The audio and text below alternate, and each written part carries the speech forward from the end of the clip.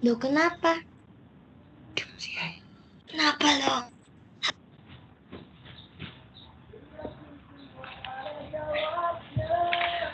Assalamualaikum warahmatullahi wabarakatuh. Waalaikumsalam warahmatullahi wabarakatuh. Apa kabar murid-murid sekalian? Alhamdulillah baik, Bu. Oke, alhamdulillah ya kita bertemu kembali pada kesempatan ini walaupun masih dalam pandemi COVID-19. Oke, pada kesempatan kali ini kita akan belajar materi kelas 7 tentang perubahan fisika dan perubahan kimia. Namun sebelumnya Ibu akan membantu mengingatkan kembali mengenai karakteristik dari sifat suatu zat, ya kan? Coba ada yang masih ingat enggak sifat pada benda padat, benda cair, dan benda gas? Iya, Bu. Kalau ketiga jenis zat itu berbeda bentuknya gitu. Kalau misalkan padat itu bentuknya tetap padat gitu. Kalau misalkan zat cair itu bentuknya kan kayak larutan gitu. Jadi kalau kita lihat bentuknya ya sesuai dengan tempatnya atau wadahnya gitu. Kalau uh, gas itu contohnya kayak udara gitu, Bu. Jadi bebas gitu. Gitu sih, Bu, yang saya ingat. Ya, benar sekali. Kalau misalkan dia yang gas berarti dia bentuk dan volumenya itu kan bisa sesuai dengan ruang-ruangnya, ya kan? Kalau yang dia benda cair, dia volumenya tetap, tapi bentuknya dapat berubah sesuai dengan wadahnya. Kalau yang benda padat, volume dan bentuknya dia bersifat tetap. Nah, sekarang Ibu punya sebuah lilin nih.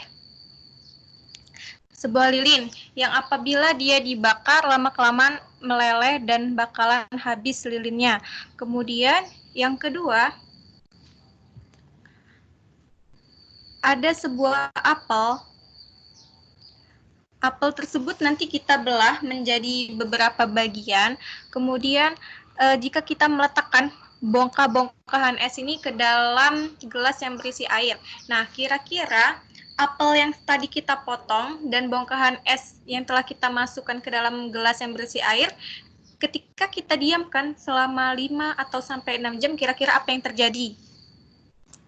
Kalau esnya itu kan cair ya, Bu, lama-kelamaan itu. Kalau apelnya tadi, kalau udah dibelah-belah, itu tuh makin lama itu berubah warna, Bu. Jadi bentuknya, warnanya itu jadi kuning gitu. Kalau makin lama, bisa 6 jaman, itu tuh warnanya malah bukan lagi kuning, kayak hitaman gitu, Bu. Iya, benar sekali. Lama-kelamaan esnya akan mencair dan apelnya akan menguning bahkan sampai menghitam seperti busuk, ya kan? Iya. Nah, kaitannya dengan perubahan fisika dan perubahan kimia. Coba kita lihat pada ciri-ciri perubahan fisika dan perubahan kimia. Kalau pada perubahan fisika itu tidak terbentuk zat baru, kemudian zatnya dapat kembali ke dalam keadaan yang semula. Dan perubahannya terjadi hanya secara fisiknya saja. Sedangkan perubahan yang kimia, dia terbentuk zat baru, tidak dapat kembali ke bentuk semula, dan perubahannya diiringi dengan perubahan sifat yang kimia.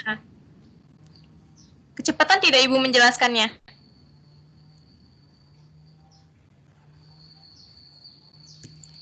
Oke, lanjut. Perubahan fisika itu sendiri apa sih? Perubahan fisika itu adalah perubahan suatu zat di mana zat tersebut atau benda tersebut dia berubah hanya bentuknya maupun wujud zatnya saja, tapi partikelnya dia bersifat tetap. Kemudian, apa saja sih contoh-contohnya? Nah, bisa dilihat di sini, misalkan kayu. Kayu di situ kita olah melalui beberapa proses, itu akan berubah menjadi beberapa yang bermanfaat seperti kursi, kemudian bisa diubah menjadi meja dan juga sebagai almari.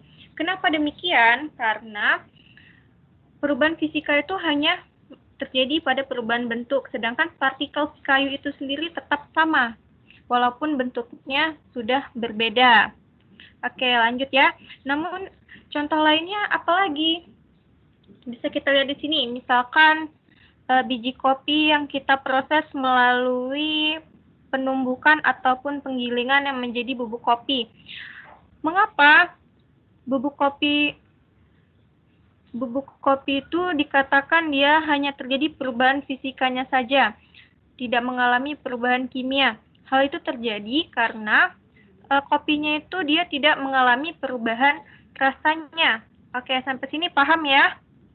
Coba angkat tangannya kalau paham. Paham, Bu. Next, kita akan membahas tentang perubahan kimia. Jadi perubahan kimia itu adalah perubahan zat karena dia adanya perubahan partikel di dalamnya. Hal ini biasanya terjadi karena adanya proses fermentasi, pembusukan, perkaratan, ataupun proses pembakaran. Nah, contohnya di sini salah satunya adalah kayu yang dibakar, dia akan berubah menjadi arang.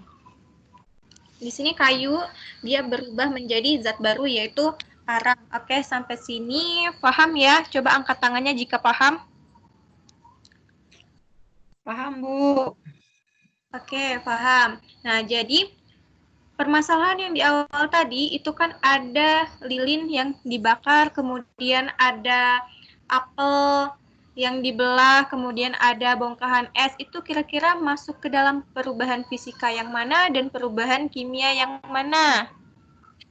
Berarti kalau dari ciri-ciri yang dipaparkan Ibu tadi, kalau yang perubahan fisika itu yang es mencair itu, Bu. Ya, es yang mencair. Kemudian? Kalau perubahan kimia berarti apel yang dibelah-belah itu ya? Karena dia mengalami pembusukan. Terus Ya. bagaimana lilinnya? Lilin, kalau lilin fisika, Bu. Fisika. Ya. Tapi jangan sih, sebenarnya lilin juga ada loh perubahan kimianya. Di mana? Di situ kan lilin ada sumbunya kan. Nah, sumbunya kan terbakar. Berarti dia ada perubahan kimia pada sumbunya yang terbakar. Iya, Bu. Oke, paham ya? Paham, insya Allah. Ya, karena waktunya sudah habis, jadi pembelajaran untuk kali ini Ibu cukupkan sampai sini. Untuk kedepannya, silakan pelajari dulu materi tentang adhesi kohesi ya. Dan untuk latihannya silakan dipelajari juga, nanti kita akan bahas di pertemuan berikutnya. Iya, Bu.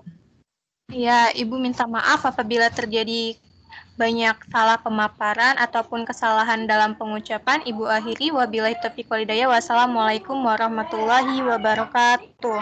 Waalaikumsalam warahmatullahi wabarakatuh.